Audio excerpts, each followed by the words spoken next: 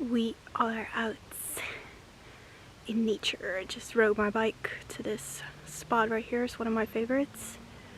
Such a beautiful big field. We got trees in front of me, behind me. I believe there's another person on the field right now. This is the tree I'm currently seeing, and you can hear the leaves. They actually did the grass today, or maybe yesterday. I don't know if you can tell what time of the day it is, but it's already getting a little bit darker. It's past 6 in the evening. I wanted to come out here and make a spontaneous video vlog. Love doing that. And it was such a beautiful night and evening, so I took my chance. The wind is pretty still as well, so I hope that is not too bothering in the video. And I was thinking about this on the bike. I was like, I've called you guys magical light beings for like years. And I was thinking, is there another name, you know, that I can use to say, hi, welcome? I don't know it yet. You know, maybe I'll come to it. I believe I said in a reading before this, I was like, what did I say? Light beings, light beams, laser beams. That's what I said. I had to laugh so loud when I said that. I was like, hi, my laser beams.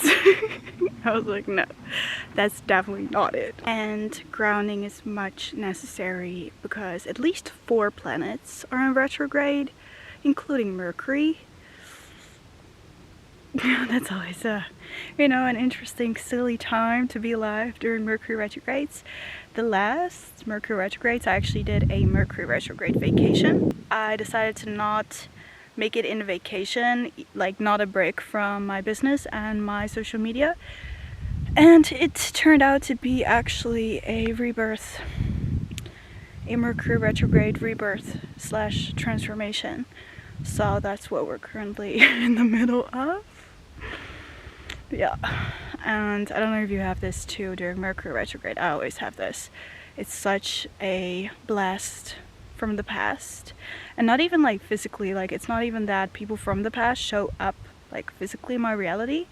It's really that they show up in my dreams, in my inner knowings, in telepathic ways and empathetic ways, you know, different connections than just the physical. They return to my memory. If it's in the form of a smell, a feeling, a sensation, and it brings me back so many memories, and I'm just like, why? Why do I need to be reminded of this? Why do I need to think of this person right now? Why does this come up from like 10 years ago? You know, like, seriously? But then I always try to see the meaning in it and what it's meant to show me, you know, what is it meant to teach me, what can I get out of this experience, what is it mirroring back to me, because that's really what I see as a Mercury retrograde. It's kind of like everything's reversed and everything's like mirroring back, instead of that it's like projecting out. So yeah, take that as a tip for these type of experiences. And I definitely needed to sit down again, because walking and talking, and I was getting out of breath. I just had rode my bike as well, so you know, needed to take a moment. But yeah, take it in, this very peaceful setting right here, this very serene place. This is one of my favorite places here to go, and yeah, I come here every time I feel like I need to connect with nature and ground. But that's why I love this place, since it's so open. It really creates a lot of perspective as well. And you know, us spiritual people love perspective, so yeah, gotta make fun of myself too. And there was something I wanted to speak on. I don't know what it was anymore. Let me get back to you on that. Let me get back to you. Right. Hi. Welcome if you're new. My name is Yulita Light. That's how you pronounce it. Yulita. Oh my gosh. That was a fly.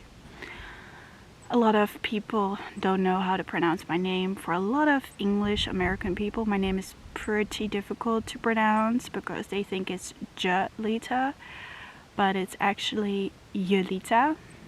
I'm Dutch. I'm currently in the Netherlands, and I have been here for a year already again. I lived in Mexico for about 3 years, and I've been back in the Netherlands for like 1 year already. It's almost August, and last August I was back here, back home, totally lost after heartbreak, after being broken up with and having to move back home with my parents. And here we are a year later. I'm just like, what? And I've actually really enjoyed being here, back here for sure. Being with my family, connecting with my sister and with my parents and their dog and my cat. She's my cat. My parents feed her and give her a home, but she chose me when we got her, and she's already 15 years old, so it feels really blessed that I get to be here and spend some time with her as well, with my cat, because she's so old. You never know, like, when the time is done, she's still very young spirited, but you know, the body ages and there will be a moment where it's the end. So I'm so grateful to be here and spend time with the people. Now they're still here, the animals, now they're still here, you know. That's such a blessing. So overall, being back here in the Netherlands has been great. Has been a blessing, actually. Something I didn't see for myself happening, you know, 1 year ago, a little bit over a year ago. I wasn't planning all this at all. So yeah, here we are, and I'm excited to make some more vlogs again. I did that a lot when I lived in Mexico, and you know, if you're new to my channel, you're like, Mexico, vlogs in Mexico. Yeah, I deleted all of those because I did not need to be reminded of that every single time I opened YouTube. Even though those were great memories as well, I still have everything on my hard drive, but to just have it in my face every time, it didn't allow me to heal. And what is going on with the lens? That didn't allow me to heal.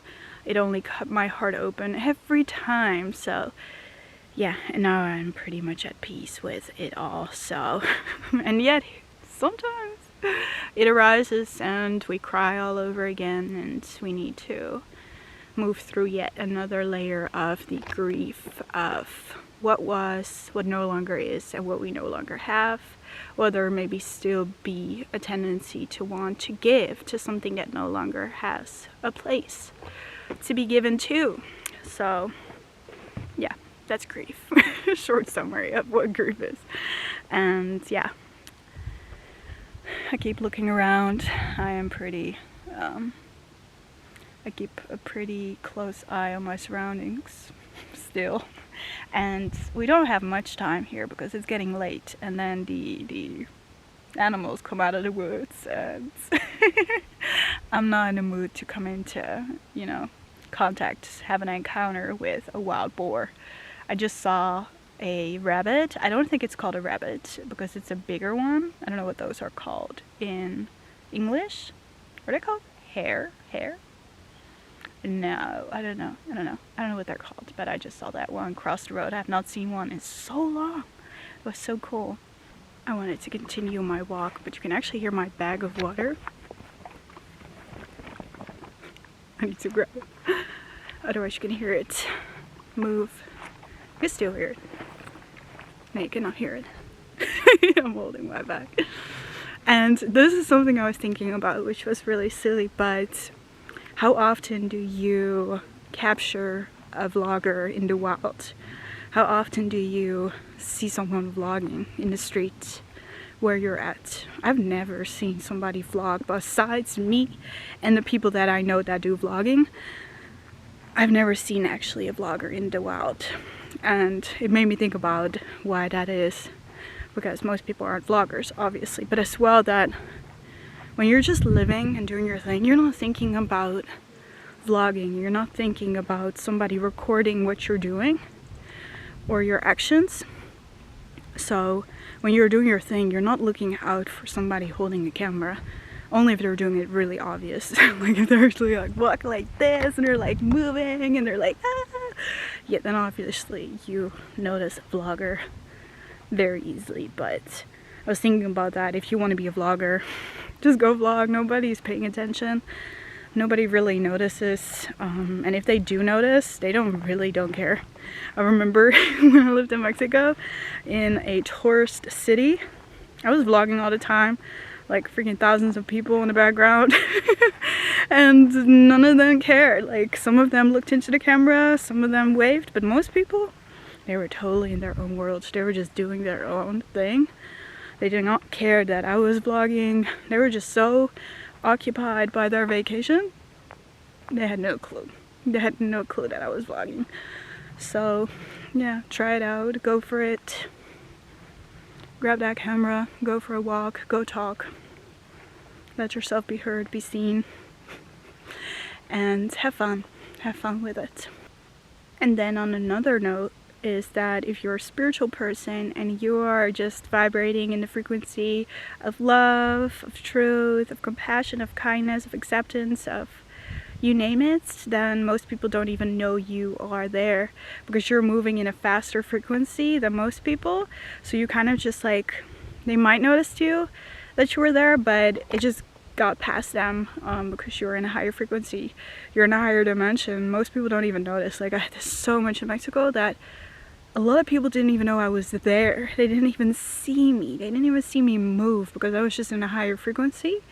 And it's just so wild to really see that, like, to really notice that people are in their own dimension, maybe in a lower frequency, and they're so consumed by their programming, their beliefs, their reality, that they don't even see certain things, like higher frequencies like I had when I wasn't awakened, when I wasn't conscious. I wasn't seeing anything of this either.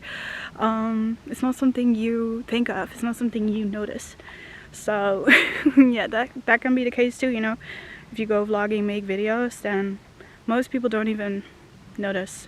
They might not even see you because you're not on the same frequency. So if that helps, go try it out. Right now I've sit on all the benches of this place. Another picnic table. They're all over this place, and yeah.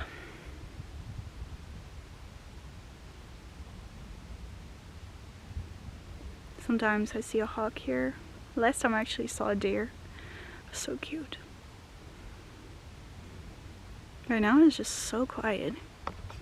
Normally don't come around here around this time. After dinner I don't go outside anymore, I just stay inside. I'm an introvert, just so you know. But I felt the calling to go to do this. I hope you like this little video vlog. Are you enjoying it so far? To be in my presence, my energy. That's what I see this as. Just a little hanging out with me, feeling into my vibes. Looks like I'm taking a picture. But what I wanted to say was, this is magical consciousness. The presence of this present moment is where everything is possible and everything exists, and that is freaking magical. This tree is so magical. Like, it has such a beautiful presence. Oh my god.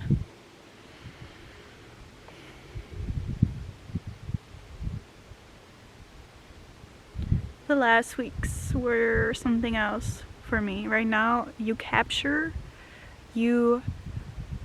me in a moment of peace and serenity, of clarity, of stillness, of I know what is happening, I think, again. Yeah, I had a massive wake-up call, breakthrough, tower moment, all intertwined with each other in regards to how I was showing up within my business. And yeah, that's when I realized something had to change and shift, and it was me and the way I was relating to it and the way I wasn't relating to it at all. And I don't know if you know this, but I didn't know this. You can have an emotional relationship with money that is loving, that is healthy, obviously. I knew that that existed and that could happen, but I just couldn't see it for myself. Like, I couldn't connect it to me. Like, I was seeing that as an idea, it was just a thought, but to actually experience it, I didn't allow myself to actually go there and to really feel emotionally connected to money and my work. And when I allowed it, oh my gosh, so much shifted, and like, I became aware of so much. I didn't even know that that was the one thing that was blocking me. The fact that I wasn't allowing myself to emotionally connect with money, with work. You know, my beliefs around working and a career and having a job and what it means to, you know, earn money. All those beliefs were blocking me from doing it in the way that I dream of doing it. And then, boom, slap in the face from the universe. I was like, sheesh. Oh. Let me give myself a second chance. Let me do better. Let me see if I can actually allow myself to go there. So I went there, and yeah, you will know one day. If you go on to the entrepreneur path, you will find out. You will figure out and find out. We're gonna make some IG stories for our page, but I don't even know if I have still some data left. I used it all. Let's see if we still do. We do. Okay.